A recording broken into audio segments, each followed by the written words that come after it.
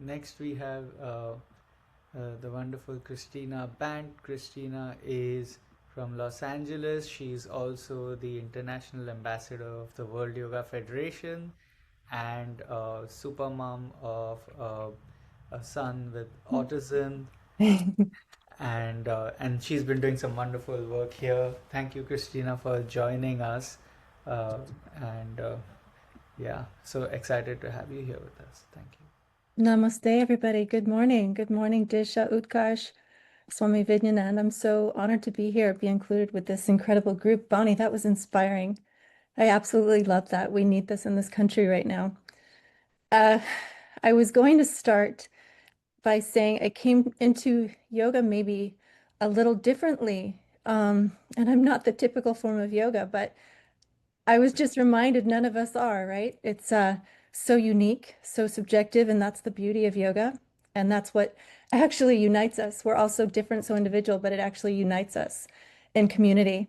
Um, and yes, I have a beautiful, oh gosh, I want to say young son, but he's 20, my goodness, and he has autism, ADHD, and is disabled in a few ways, and he's sleeping. So let's hope we don't wake him.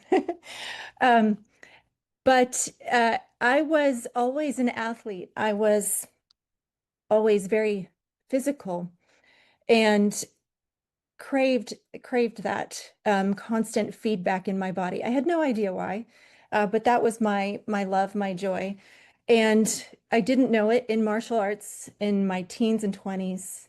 We did yoga. I had no idea. It was part of warm-ups and part of cool downs and getting centered and having respect for our dojo and our space and all these little rituals. I had no idea. And injuries started there. Then I became a runner, a lot of other sports, skiing, moguls, horseback riding, jumping. Um, but running was my true joy, and it was my meditation. This sound of my feet on the pavement was my meditation, and silence, nobody talking to me was my meditation. But injuries can surface when you're running 60, 70 miles a week and maybe for a decade. So in the meantime, I have my beautiful son 20 years ago, and he was diagnosed quite early with autism. Before, yeah, 9 months, we started doing appointments, evaluations. And at the same time, my marriage was not going to survive this and had a lot of issues anyway. Um, I had a lot of stress, and I know that's also not unique, isn't it? That's not especially to me. Um, a single mom trying to support myself, trying to be available 100% 24/7, going to every appointment, knocking on every door I can get into, and trying to make a career. I was literally trying to be superwoman, super mom, and I have it as a metaphor. My back broke. My back literally broke. I ruptured 3 discs in my lumbar spine and shattered vertebrae. And I completely think of it as I was carrying the weight of the world and my back broke. And at the same time, running, because that's the only relief I have. So I'm making it worse.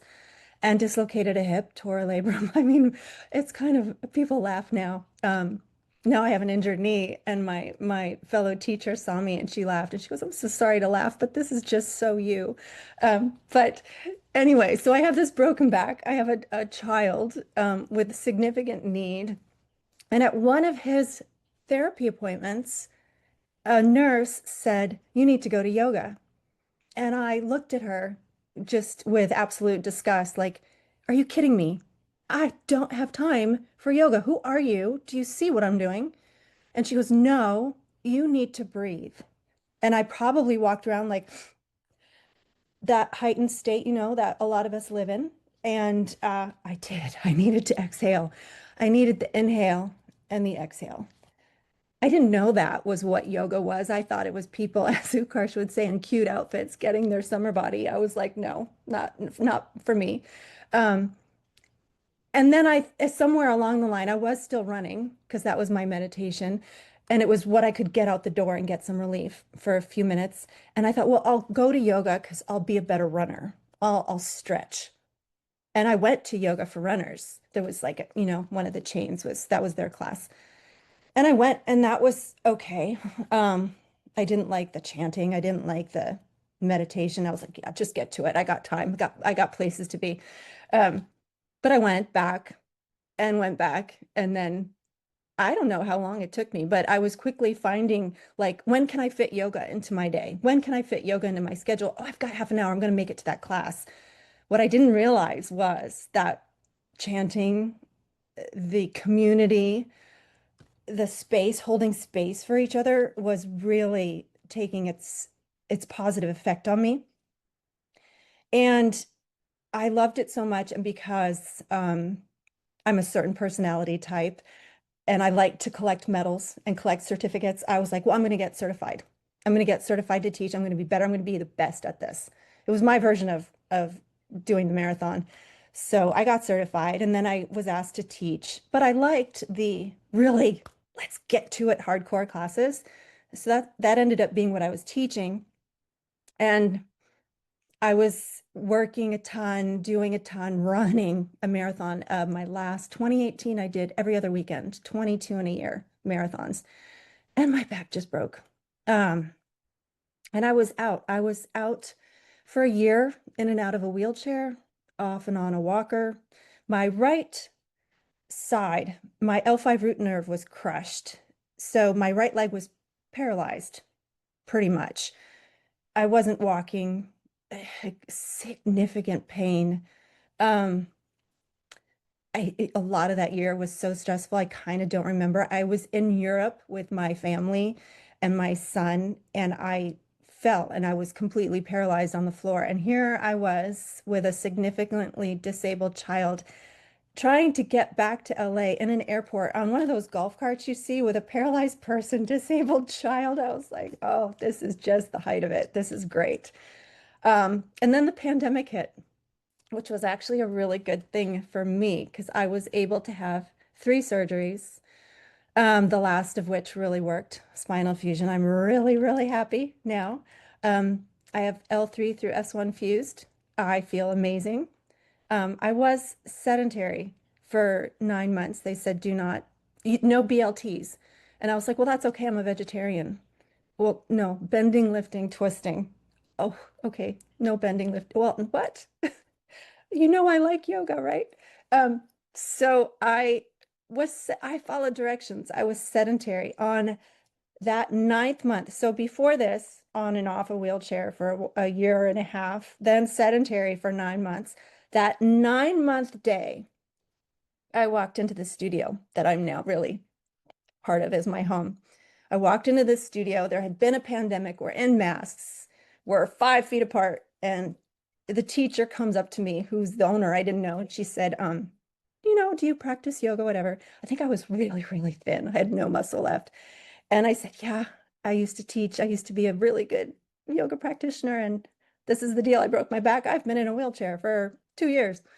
Don't mind me. I'm going to be back here doing my thing. I face planted chaturangas. I could not lift my arm off the floor. I have video of me face planting chaturangas. It was really funny. She came up to me after class and she goes, I want to hire you. And I was like, you are kidding. Did you just see this mess back here? And she goes, no, I want you to build back with your community. I want you to show your community. You obviously have body awareness. You know what you're doing. You just aren't doing it. And I was hired. And I built back with my community. And then again, I was so nervous about, I'm going to be a fraud. These people, I mean, I can't chaturanga. Um, but what I didn't realize was this community embracing me again. Again and again, this community embraces me. And I'm putting all the pieces together with PT, rehab, all this, and this drive I've always had for this pounding, the need I had for that meditative step, step, step, step. I'm also neurodivergent. My son did, the apple didn't fall far from the tree. I needed that proprioceptive input into my joints. I was seeking it on the pavement in a very unhealthy manner. Not that running can't be great for some people, it was not for me. And at that amount, I think anything in excess is too much. But I got this in yoga. I got meditation and yoga. I crave ohms. I crave chanting. I craved the philosophy that I thought I didn't have time for. It became my sanctuary, my rehab, my soul. I became peaceful. That anxiety that I lived in, I still have it. I think we all do. I think you just find your tools on the mat. Um, and it's funny now, I teach this really rigorous power yoga. And I do have the loud music that I think Utkarsh may laugh at. Um, and I get the people that maybe are like me, that I don't think I have time for yoga. I don't like the meditation. I want that pounding. But we sneak it in, we get it in, and it does become, it's a different, we took the little detour into the spiritual path. We took it through the hard, loud music and hard poses. And that's why I say we may not all have this picture of what we think yoga is. And I've talked to Utkarsh about this. Does it make it wrong? And we don't think so, because if it has the right intentions behind it, and I am knowledgeable on the philosophy, and I may get you into this crazy peak pose in a class, but I have a theme behind it. I'm telling you the philosophy that of why I want to get you there. And now I teach also these intense corporate types in companies. I go in and I give them a yoga hour at the end of a very, very incredibly stressful day. They've been sitting at an office looking at stock markets and what's going on in our country. And this Wednesday I came in, they all looked like they had stuck their finger in an electric socket. And I'm supposed to come in and say, be grounded and feel your breath. And I think they look at me like, oh, here comes this wacky girl wearing beads again, which I thought I would also never do. But if we approach it for our audience, if we see who we're talking to and we speak their language. So I may come into a class full of females and I'm like, shine your heart open, show your chakras. For this group, I'm like, press your chest forward, arms up. So if we speak their language, we can get our language through. And by the end of these hours with my corporate guys, it's a bunch of like A-type total alpha males, corporate guys, I have them balancing and sitting in lotus and giving me an ohm. If we can get there, aren't we all just on the same path? It's just a different way to get there. So now this is truly, truly part of my life and what I love to share. It's given me everything. I bring my son now to the studio. He's come to meditation with Utkarsh. We're going to get him there some more. I hope to get him to Kirtan soon. It's for everybody. And I just am so grateful to be included in this community and hopefully share a little bit about us. Thank you. Thank you so much, Christina, for sharing your story. Thank you. That's wonderful. Swamiji? Yes, I'm very happy to about your presence. You are giving your own experience in practical life. And this is most important. Your heart and mind and your soul, what is feel, and you truly express. And this is most important.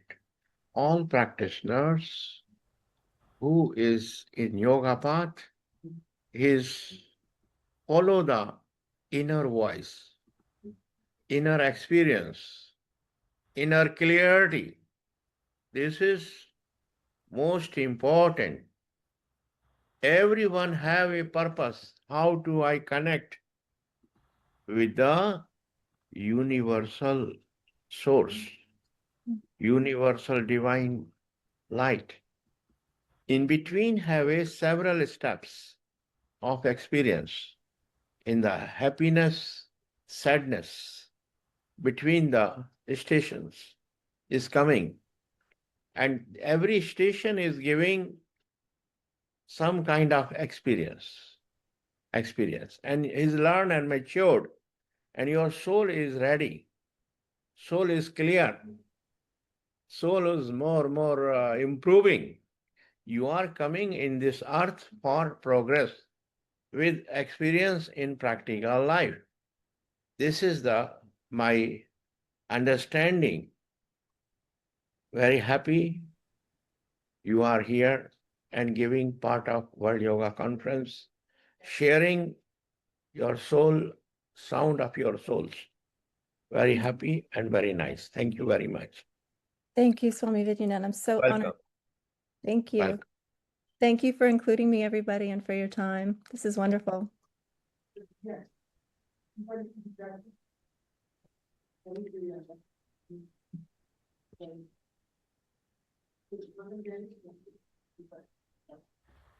Thank you, Kristina.